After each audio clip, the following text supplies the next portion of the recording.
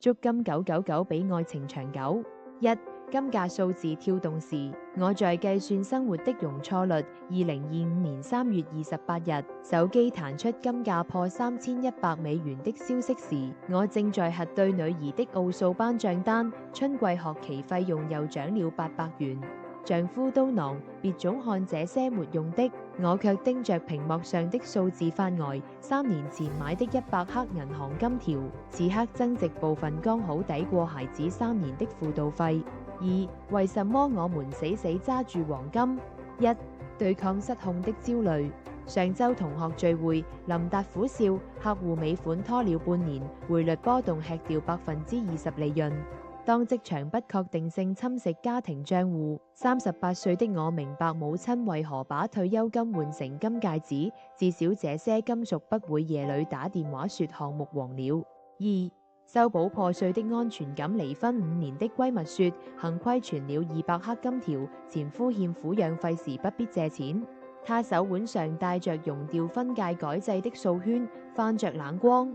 黃金對中年女性而言，不只是投資，更是隨時能變現的尊嚴。3. 給孩子留條退路。給兒子收拾書包時，發現他藏着股票走勢圖。15歲的他說，想學金融賺大錢。我把銀行保險箱裏的生肖金條拍照發給他，這是媽媽給你存的創業基金，但記住，黃金永遠比股票誠實。3. 在狂潮中守住錢包的生存法則。1. 把黃金變成家庭減震器比例控制。我家每月強制儲蓄30%定投黃金，既不需要天天盯盤，又能跑贏定期存款。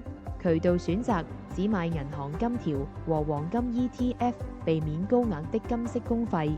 底線思維，這筆錢不是用來發財的，而是應急通道。2. 警惕黃金萬能論的糖衣炮彈。當理財顧問推薦黃金年化收益15%時，我率給他看備忘錄，金色回購平均折價12%。3. 在消費與投資間劃清界限。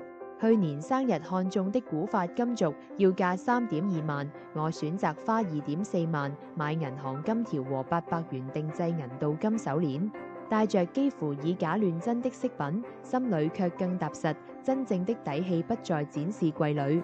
4. 金價風暴教會我的事。1. 承認脆弱才能建立防禦。40歲生日那天，我把結婚金器熔成100克標準金條。丈夫調侃怎麼不留點紀念，我卻想起疫情期間的裁員，這些黃金讓我們熬過了6個月的空窗期。2.